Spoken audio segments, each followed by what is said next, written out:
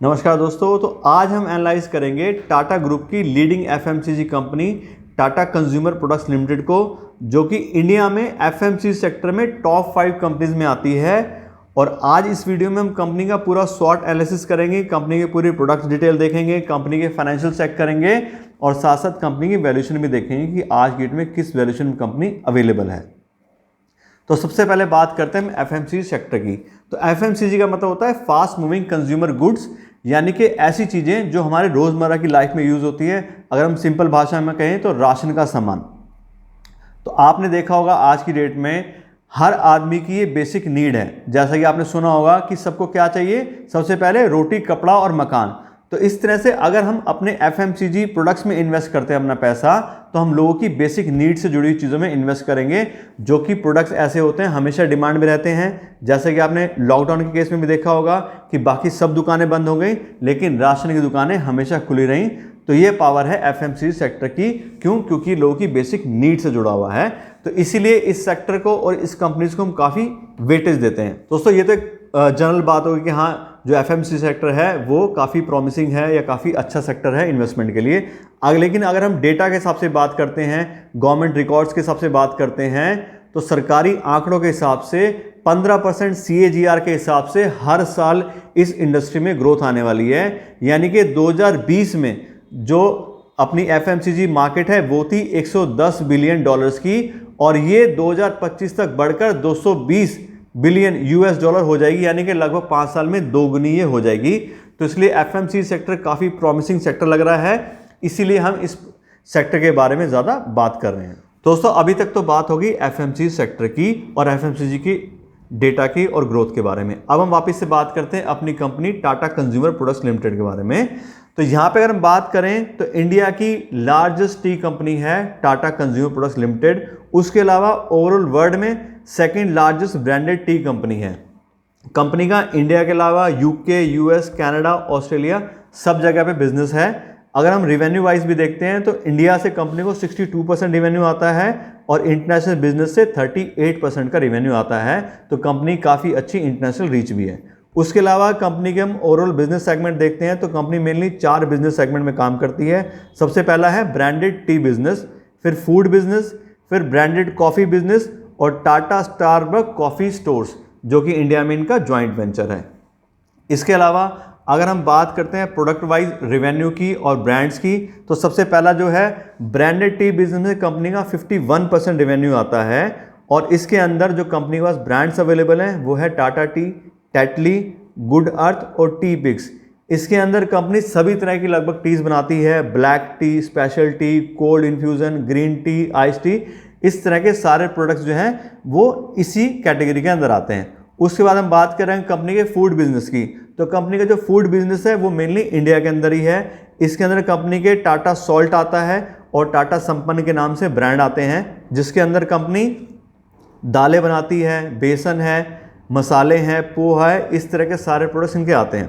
उसके अलावा जो टाटा सॉल्ट है वो सबको पता है अपनी कैटेगरी में बिल्कुल मार्केट लीडर है।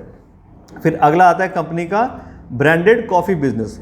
यहाँ से कंपनी को 11% का रेवेन्यू आता है और इसके अंदर भी company ground coffee, instant coffee, इस तरह की सारी चीज़ें बेचती है। प्लस अगर हम बात करें ब्रांड की, तो यहाँ पे टाटा कॉफ़ी का जो ब्रांड है उसके नाम से आती हैं और 8 o'clock आती हैं। कॉफ़ी की बात करें तो कॉफ़ी का जो मेनली बिजनेस है वो कंपनी का ज़्यादातर यूके, US, कनाडा, यहाँ पे काफ़ी अच्छा मार्केट शेयर है और काफ़ी अच्छे यहाँ पे ब्रांड्स भी इनके बिकते हैं। उसके अलावा लास्ट हो गया कंपनी का टाटा स्टारबक्स, जो कि कंपनी का ज्वाइंट वेंचर है टाटा कंज्यूमर प्रोडक्ट्स और Tata Starbucks corporation of India के साथ में। और अभी फिलहाल कंपनी के 185 स्टारबक्स के स्टोर हैं इंडिया में और आगे आगे कंपनी अपनी प्रेजेंस और काफ़ी एरियाज में इंक्रीज करना चाहती है। तो इस तरह से हम कंपनी के प्रोडक्ट्स को देखते हैं तो इंडिया में बिल्कुल क्लियरली हमें पता है टाटा टी जो मार्केट लीडर है। उसके अलावा कंपनी का ओवरऑल जो इंटरनेशनल बिजनेस है वो भी काफ़ी अच्छा है और कंपनी के टी, कॉफ़ी सारे ब्रांड अच्छे हैं। और प्लस इंडिया में जैसे हम देखा टाटा सॉल्ट फूड के प्रोडक्ट्स में आ गया, उसके अलावा टाटा संपन्न के भी काफ़ी अच्छी मार्केट रीच धीरे धीरे इंक्रीज होती है। प्लस जो मेन बात है अगर आप देखोगे तो 2020 के बाद से जब इनके नए CEO आए हैं मिस्टर सुनील डिसूजा, उनके बाद से आने के बाद में कंपनी काफ़ी एग्रेसिव हो गई है, जिसको हम बोलते हैं कि स्लीपिंग जायंट जो था वो वापस से उठ खड़ा हुआ है और कंपनी काफ़ी अच्छे तरीके से अपना मार्केट लीडरशिप जो है वापस से गेन करना चाह रही है और अच्छी ग्रोथ लेना चाह रही है और बहुत सारे चेंजेस कंपनी में आए हैं। तो इस तरह से हम कह सकते हैं कंपनी प्रोडक्ट वाइज बहुत अच्छी है।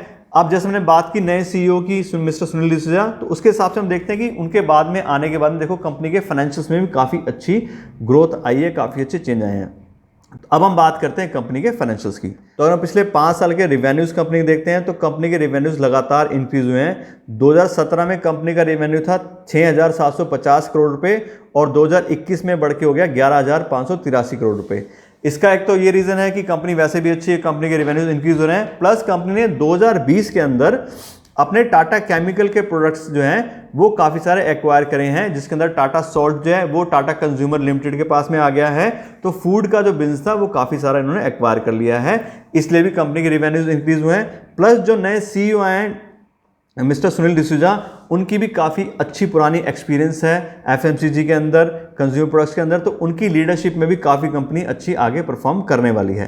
प्लस इसके अलावा बात करें कंपनी के ग्रॉस प्रॉफिट मार्जिन की तो 45%, 42% इस तरह से कंपनी का एवरेज है, तो काफ़ी अच्छा ग्रॉस प्रॉफिट मार्जिन भी है कंपनी के पास में। प्लस अगला पैरामीटर जो हम चेक करते हैं कंपनी के फाइनेंशियल्स में वो होता है ऑपरेटिंग प्रॉफिट मार्जिन। वो भी हम देखते हैं तो क्लियरली 9%, 10% के आसपास कंपनी का बहुत अच्छा ऑपरेटिंग प्रॉफिट मार्जिन है, क्योंकि कंपनी एफएमसीजी में है तो काफ़ी सारे एड्स रन करने पड़ते हैं, एडवर्टाइजमेंट कैंपेन काफ़ी खर्चा रहता है, फिर भी लेकिन काफ़ी अच्छी चीज़ें कंपनी मेंटेन कर रही है, सारे प्रॉफिट मार्जिन को अच्छे से मेंटेन कर रही है। नेक्स्ट जो पैरामीटर है जिसके ऊपर कंपनी को चेक करते हैं वो होता है फ्री कैश फ्लो। तो जैसे आपको बताया कि अभी क्या है, स्लीपिंग जॉइंट वापस से जाग चुका है, तो पहले इनके पास में 2018 और 2019 में माइनस में भी गया था फ्री कैश फ्लो, लेकिन अब वापस से इंक्रीज हो गया है। कुछ वो नई कंपनी वैसे और कुछ पुरानी कंपनी के अंदर भी काफ़ी अच्छी इंप्रूवमेंट आई है। तो इस तरह से हम देख सकते हैं कि काफ़ी अच्छे फाइनेंशियल अब तक निकलते हैं। प्लस अगला पैरामीटर जो हम चेक करते हैं हमेशा हर कंपनी का वो होता है डेट बाय इक्विटी रेशियो। तो आज की डेट में जो डेट बाय इक्विटी रेशियो है कंपनी का बिल्कुल जीरो है, कंपनी के पास कोई डेट नहीं है, जो भी पुराने डेट थे सब कंपनी ने अपने क्लियर कर दिए हैं और बिल्कुल डेट फ्री कंपनी है। तो हमें कोई ये टेंशन लेने की जरूरत नहीं है कि कंपनी कल को इंटरेस्ट पेमेंट कहाँ से करेगी, क्योंकि कंपनी के पास कोई डेट है ही नहीं।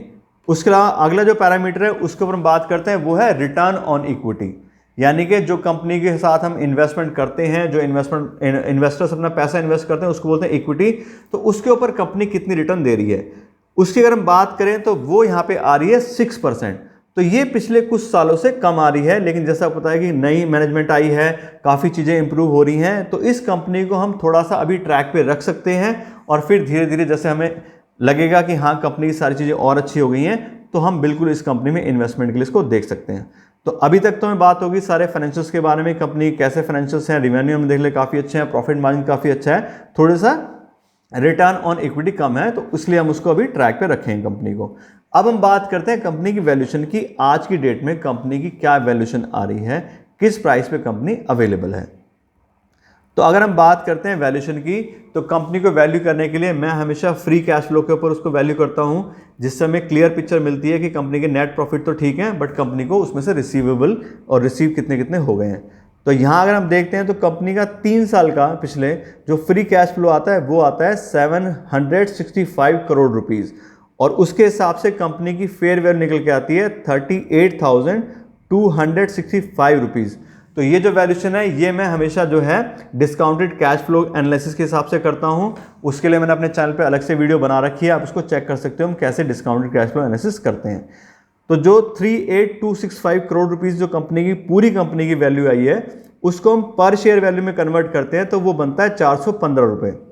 यानी कि अगर 415 रुपये पर शेयर के हिसाब से कंपनी में इन्वेस्ट करते हैं तो हम एक कह सकते हैं कंपनी को फेयर वैल्यू पे खरीद रहे हैं। लेकिन वही बात कि हमें कंपनी को किस पे खरीदना होता है, हमें कंपनी को खरीदना होता है मार्जिन ऑफ सेफ्टी के साथ, यानी कि जो उसकी फेयर वैल्यू है उसके 50% पे, तभी हम अपने रिस्क को अच्छे से मैनेज कर सकते हैं। तो उसके हिसाब से जो कंपनी का मार्जिन ऑफ सेफ्टी का प्राइस बनता है वो बनता है 207 रुपये पर शेयर। यानी कि अगर कंपनी 207 रुपये पर शेयर के हिसाब से हमें मिलेगी तभी हमें उसमें कंपनी इन्वेस्ट करना चाहिए, नहीं तो हमारा रिस्क इंक्रीज हो जाएगा।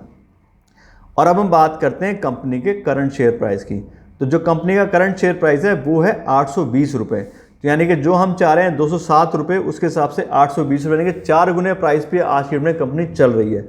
उसके कई सारे रीजंस हैं। अगर हम बात करें तो कुछ तो ओवरऑल मार्केट जो है वो बुल रन पे आ रही है, उसी वजह से भी काफ़ी कम आज के डेट में मार्केट जो है हाई है, तो सारी कंपनियों के प्राइस हाई हैं। प्लस जैसे आपको बताया कि कंपनी एफएमसी सेक्टर में है, आने वाले टाइम में बहुत अच्छी ग्रोथ आने वाली है। प्लस कोरोना जैसे पीरियड को भी कंपनी ने अच्छे से झेल लिया, कोई ज़्यादा प्रॉब्लम नहीं आई, तो इस वजह से लोग काफ़ी प्रीमियम पे कर रहे हैं मार्केट में इस तरह की कंपनीज के लिए।